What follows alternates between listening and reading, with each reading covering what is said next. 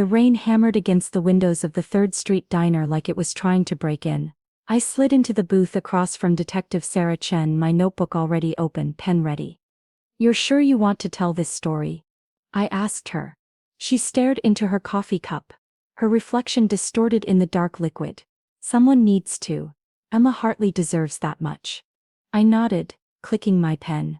"Tell me everything." Sarah took a breath, and when she began speaking, I could hear the weight of it all in her voice. It started on a Friday night in October. Emma had just turned 28 3 days before.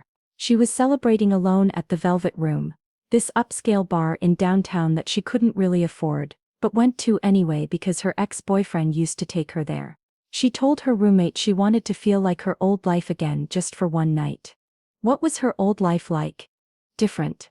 Emma grew up with money, real money. Her father owned a chain of hotels across the Midwest.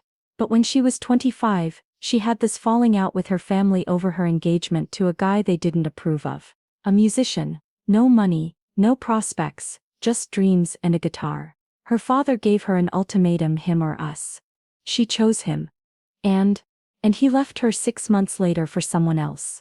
By then the bridges with her family were burned. She was working as a paralegal, living in a studio apartment in a neighborhood that made her parents' friends clutch their pearls. She was drowning in student loans because her father had cut her off before her last year of law school. She never finished her degree. Sarah paused, taking a sip of her coffee. So there she was at the Velvet Room, sitting at the bar in a dress she'd bought 2 years ago when things were different, drinking a martini she charged to a credit card that was almost maxed out. She told her therapist later that she felt invisible that night, like she was a ghost haunting her own life. That's when he walked in. Marcus Webb. At the time, we didn't know that wasn't his real name. Hell, we didn't know anything about him.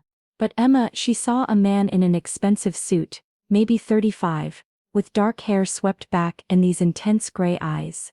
He sat 2 seats away from her at the bar and ordered a whiskey neat. She told the therapist she wouldn't have normally done what she did next, but something about that night made her reckless, made her want to be someone else, even just for a few hours. What did she do?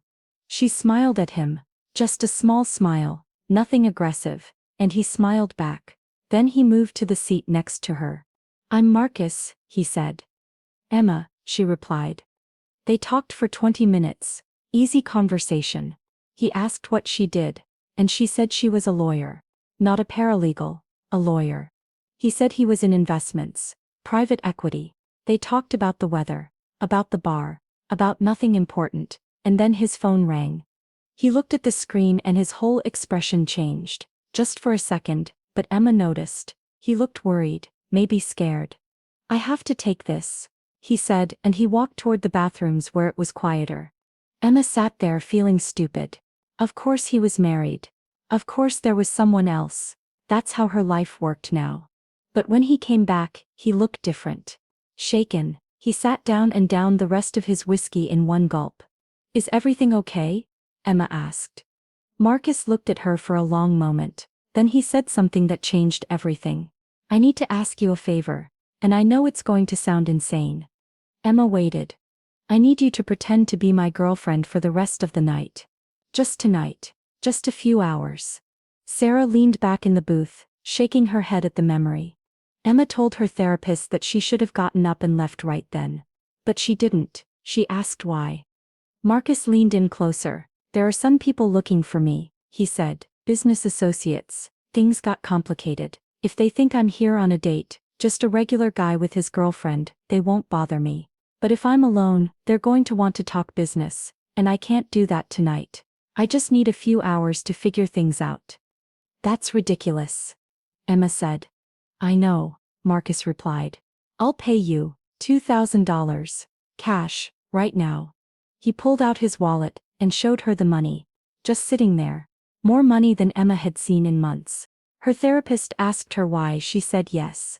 Emma said it was the money, but I think it was more than that. I think she wanted to be someone else for a night.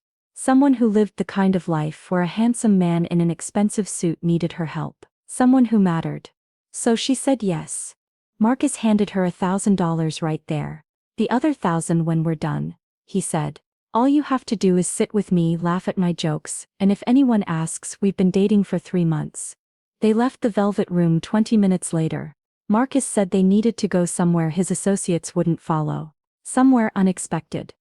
They ended up at this tiny jazz club in the warehouse district. The kind of place you'd never find unless you knew about it. Dark, intimate, maybe 30 people total. A woman was singing something slow and melancholy on stage. They sat at a corner table. Marcus ordered champagne, expensive champagne. "Tell me about yourself," he said. "The real you." And Emma did. She told him everything, about her family, her ex, her failed dreams of becoming a lawyer. She talked for an hour, and he listened, really listened, the way no one had listened to her in years. Then he told her about himself, or at least what he wanted her to believe was himself. He said he grew up poor in Detroit. Single mother, absent father. He'd clawed his way up through business school and into finance. He said he'd made his first million by 30, and hadn't stopped since. But it was lonely, he said. Everyone wanted something from him. No one saw him, really saw him. Emma felt a connection. Two people pretending to be something they weren't, finally being honest with each other. They danced. The singer was doing a cover of something old, something about lost love, and Marcus pulled Emma onto the small dance floor, his hand on her waist. Her head against his chest. She could hear his heartbeat fast and hard. "This isn't pretend, is it?" she whispered. "No," he said. "It's not." They kissed, right there on the dance floor, and Emma told her therapist that for the first time in 3 years she felt alive. "But here's what Emma didn't know," Sarah said, her voice dropping. "Here's what none of us knew yet. Marcus Webb didn't exist. The man she was with was actually James Novak, and he was the most wanted thief in the city. Maybe the whole state." I stopped writing, looking up at Sarah. "The thief? The one who hit the museum?" "That one. And about 15 other places. James Novak had been operating in the city for 2 years, and we couldn't catch him. He was a ghost. No fingerprints, no DNA, no witnesses who could give us anything useful. He specialized in high-end art and jewelry. Private collections mostly. He'd walk in during parties, galas, viewings. He'd blend in, charm people, and walk out with pieces worth millions. We estimated he'd stolen over $20 million in art and jewelry. And Emma had no idea. None. Sarah pushed her coffee cup away. That phone call he got at the Velvet Room. That was his fence. There'd been a problem with a piece he'd stolen the week before. A Renoir sketch from a private collector's brownstone. The buyer had gotten cold feet. Thought it was too hot. James needed to lay low for a few days until his fence could find another buyer. So Emma was just cover. At first, yes. But something happened that night. Something neither of them expected. They left the jazz club around midnight. It had stopped raining. The streets were wet and empty, reflecting the neon signs and streetlights. They walked for blocks, talking, laughing. Emma said later that she felt like she was in a movie, like she was the protagonist of her own life for once. James, still playing Marcus, suggested they go to his place. Just for a drink, he said. Nothing more unless she wanted. Emma wanted. His apartment was in one of those converted loft buildings in the arts district. Exposed brick, huge windows, expensive furniture. Emma should have questioned how an investor could afford a place like that. But she didn't. She was too caught up in the fantasy. They had wine. They talked more. And then they didn't talk at all. Emma stayed the night. She told her therapist that she'd never felt that connected to another person. That it was like they were two halves of the same broken thing, fitting together perfectly. In the morning she woke up alone. There was a note on the pillow. The note said, "Had to leave early for a meeting. Last night was real, all of it. Can I see you again?" And there was a phone number, plus the other $1,000. Emma went home in last night's dress, carrying her shoes with $1,500 in her purse. She'd spent $500 on champagne and the cab. She felt like Cinderella after the ball. She called the number that afternoon. "Hello?" James answered. "It's Emma." There was a pause. "I wasn't sure you'd call." "I wasn't sure I would either." They talked for an hour. He asked her to dinner that night. She said yes. Sarah signaled the waitress for more coffee. "This is where it gets complicated," she continued. Because at the same time Emma was falling for this man, we were closing in on James Novak. We'd finally caught a break. A security camera at a building next to one of his jobs had captured a partial license plate.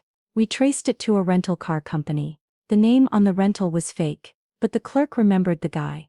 We got a sketch artist. When we circulated the sketch, a gallery owner in the arts district recognized him. Said a man matching that description had been at several openings. Charming guy, seemed knowledgeable about art.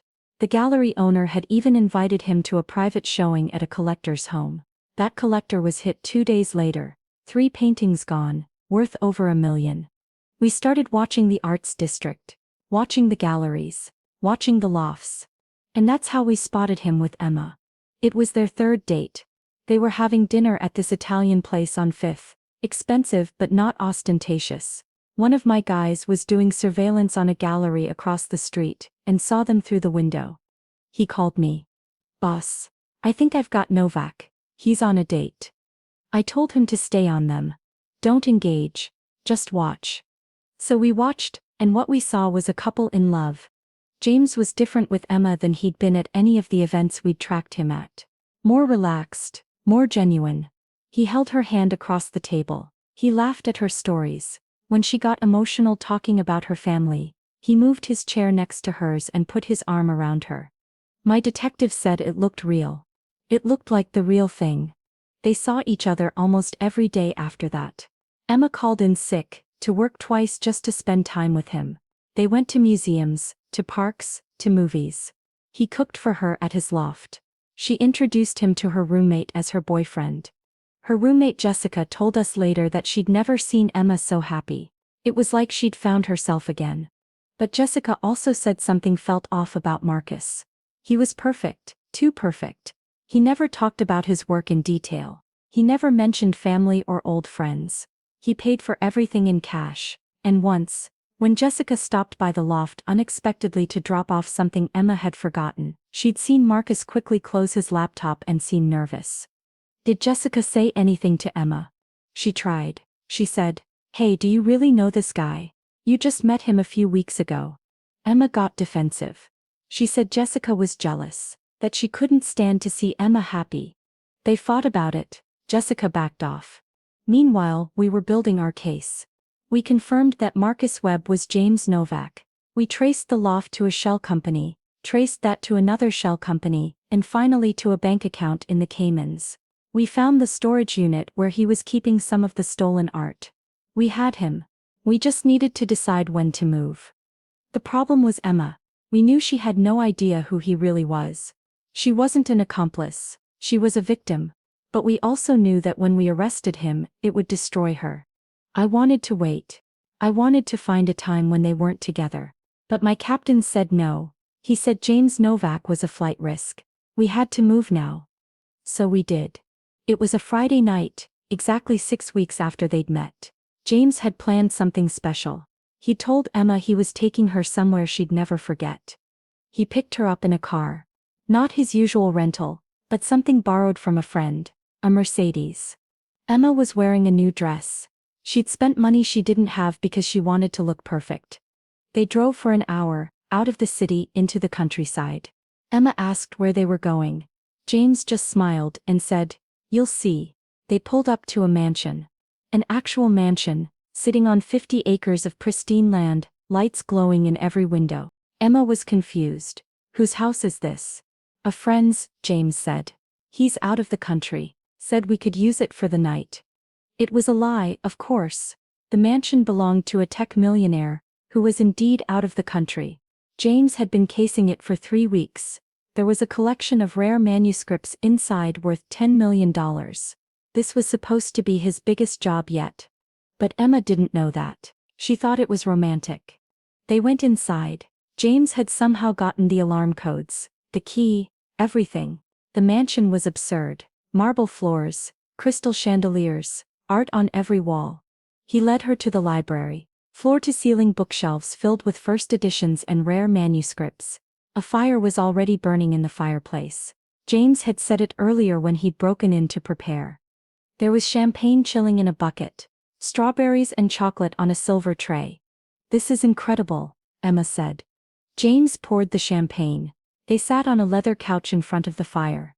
Emma, James said, and his voice was different. Serious, I need to tell you something. Emma's heart jumped. She thought he was going to say he loved her. Instead he said, I'm not who you think I am. Emma laughed nervously. What do you mean? James stood up, walked to the window, looked out at the dark grounds. My name isn't Marcus Webb, it's James. James Novak. Okay, Emma said slowly. Why did you lie about your name? Because I'm a thief, Emma. A criminal. I've stolen millions of dollars. I'm wanted by the police. And this house, we're not supposed to be here. I broke in. Emma stared at him. She thought he was joking. Some kind of weird role play. James, that's not funny. He turned to look at her. I'm not joking. Everything I've told you is a lie. My job, my past, all of it. I'm a thief. That first night, at the bar, I wasn't running from business associates. I was hiding from the police. Emma stood up. Her legs felt weak. You're serious. Completely serious. Emma felt the room spinning. Why are you telling me this? Because I was going to rob this place tonight. That's why I brought you here. I was going to distract you, slip away, take what I needed, and you'd never know. But I can't do it. I can't lie to you anymore. Emma grabbed her purse. I need to leave, right now. Emma, wait. Don't touch me. She backed toward the door. You used me. From the beginning. That first night, the money, all of it. It was all a lie. No, James said. And there were tears in his eyes. The first night was a lie. Everything after was real. I fell in love with you, Emma. Really, genuinely fell in love with you. That's why I can't do this anymore. I can't keep lying to you. Emma was crying now too. I don't believe you. I don't believe anything you say. I know, I don't expect you to. But I needed you to hear the truth before they arrest me. Before who arrests you? The police. They know who I am. They've been following me, following us. They're probably outside right now. And that's when the lights hit the windows. Bright, blinding. Police lights. Voices on a megaphone. James Novak, this is the police. The house is surrounded. Come out with your hands up. Emma looked at James, then at the windows, then back at James. You knew they were coming. I suspected. I've been feeling them closing in for days. And you brought me here anyway. Into this? James shook his head. I brought you here to tell you the truth, to give you a chance to leave before I turn myself in. There's a back door, through the kitchen. They probably haven't covered it yet. You can go, tell them you didn't know anything. Tell them I kidnapped you. Whatever you need to say. Emma didn't move. Why would you turn yourself in? Because I'm tired, Emma. I've been running for so long. And then I met you, and for the first time in my life, I wanted to stop running. I wanted to be real. But I can't be real, and be a criminal. So I have to choose. And you're choosing prison? I'm choosing to stop lying to the woman I love. The megaphone again, louder. You have 2 minutes to come out, or we're coming in. Emma walked to the door, her hand on the knob. Then she stopped. She turned around. Is any of it real? Anything you told me? My mother was real. Detroit was real. Being poor was real. Everything else I built to survive. To be someone other than the scared kid I actually was. What's your real last name? Novak. James Novak. That part was always true. Emma opened the door. The cold air rushed in. She could see police cars, officers with guns drawn, Sarah Chen standing behind a car door with a radio in her hand. Emma walked out with her hands up. Don't shoot, she yelled. I'm not part of this. I didn't know. Sarah ran to her, pulled her behind cover. Are you okay? Did he hurt you? Emma shook her head, tears streaming down her face. No, he didn't hurt me. Is he armed? I don't think so. Is he alone in there? Yes. Sarah radioed to her team. Suspect is alone and possibly unarmed. Victim is safe. Proceed with caution. Emma grabbed Sarah's arm. Don't hurt him, please. He's not dangerous. He's turning himself in. Sarah looked at Emma's face and saw something there. Understanding maybe. Pity. Stay here, Sarah said. She walked toward the house, her weapon drawn but pointed down. James Novak, she called out. This is Detective Sarah Chen. Come out slowly with your hands where I can see them. The front door opened. James stepped out, hands raised. He was crying. I'm unarmed, he said. I surrender. Officers moved in, cuffed him, read him his rights. James didn't resist. He kept looking past them, looking for Emma. Their eyes met across the distance. Emma was still crying, so was James. I'm sorry, he mouthed. Emma didn't respond. She just turned away and let another officer lead her to a separate car for questioning. Sarah paused in her story, finishing her coffee. That was 8 months ago, I said. What happened after? Sarah sighed. We charged James with 15 counts of burglary, grand larceny, possession of stolen property. The DA wanted to add kidnapping because of Emma, but she refused to press charges. She insisted she'd gone willingly to the mansion, that she didn't know what he'd planned but that he hadn't forced her to be there. The trial lasted 3 weeks. James pled guilty to everything. His lawyer tried to negotiate a deal, but James wouldn't let him. He said he deserved whatever punishment the judge gave him. Emma came to the trial. Every day. She sat in the back of the courtroom and watched. Never spoke to him, never tried to visit him, but she was there. On the last day when the judge asked if James had anything to say before sentencing, he stood up and looked right at Emma. He said, I've stolen a lot of things in my life. Art, jewelry, money. But the worst thing I ever stole was 6 weeks of an innocent woman's life. I stole her trust, her hope, her ability to believe in people. And that's the one thing I can never give back, no matter how long I spend in prison. Emma, I know you'll never forgive me, and you shouldn't, but I need you to know that loving you was the only real thing I ever did, and I'm sorry, I'm so sorry. The judge sentenced him to 25 years. James didn't flinch. As they led him out of the courtroom, he looked at Emma one last time. She was crying, but she didn't look away. And Emma? I asked. What happened to her? Sarah smiled, just a little. That's the good part actually. About 2 months after the trial, Emma's father reached out to her. He'd read about the case in the papers. He called her and apologized, said he'd been wrong to cut her off, wrong to try to control her life. He paid off her student loans and helped her re-enroll in law school. She's in her final year now, top of her class. She's going to make a great lawyer. Did she ever visit James in prison? No, but she told me something when I interviewed her for the last time.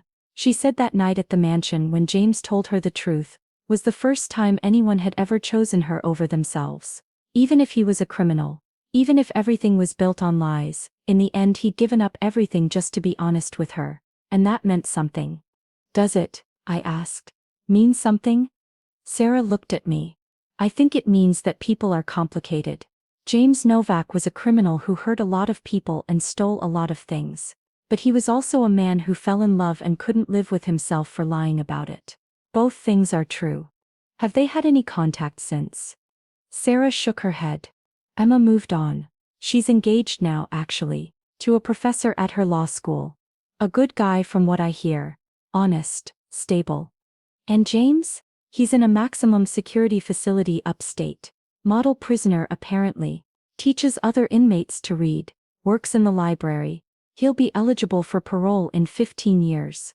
Sarah stood up, pulling on her coat. Do you know what the saddest part is? She asked. What? I saw the security footage from that first night at the Velvet Room. Before James's phone rang. Before he asked Emma to pretend to be his girlfriend. I could see it on his face. He was already interested in her. Really interested. If that phone had never rung, if he'd just had a normal conversation with her and asked her out like a normal person, maybe everything would have been different. Maybe he would have fallen in love with her anyway. And maybe that love would have made him want to go straight before we caught him. Maybe they'd be happy right now. But instead we have a woman with trust issues and a man in prison, and a story about how sometimes the right person comes along at exactly the wrong time. Sarah left money on the table for the coffee and walked toward the door. I called after her. Do you think he really loved her? She turned back. Yeah, I do, for whatever that's worth. After she left, I sat in the booth for another hour, reading through my notes, trying to make sense of it all. A thief and a paralegal. A pretend romance that became real. A choice between freedom and honesty.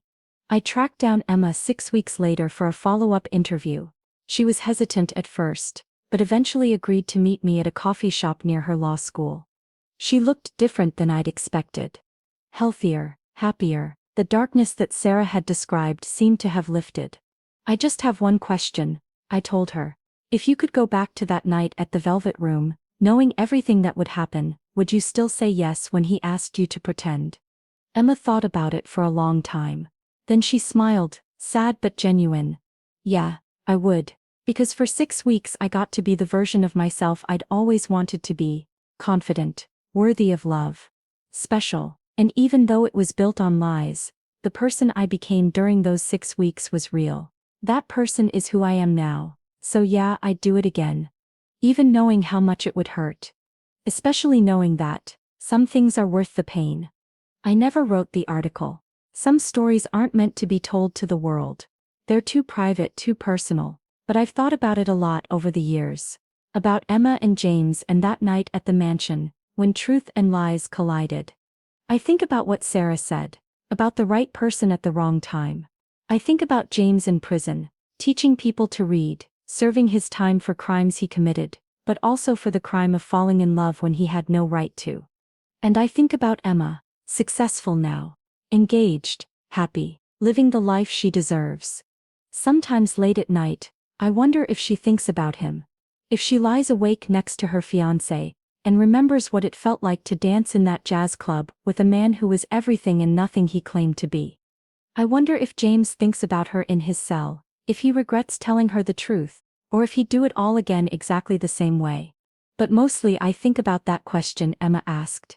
Is any of it real? And I think the answer is yes. All of it was real. The lies, the love, the pain, the growth, all of it reality. Isn't about facts. It's about what we feel, what we choose, what we become. Emma became a lawyer. James became a convict. Both because of 6 weeks of pretending that turned into something neither of them expected. That's the story. Not a happy ending, not a sad ending, just an ending. The kind that happens every day in cities full of people pretending to be something they're not, until they meet someone who makes them want to be real. And sometimes being real costs everything. But sometimes, just sometimes, it's worth it.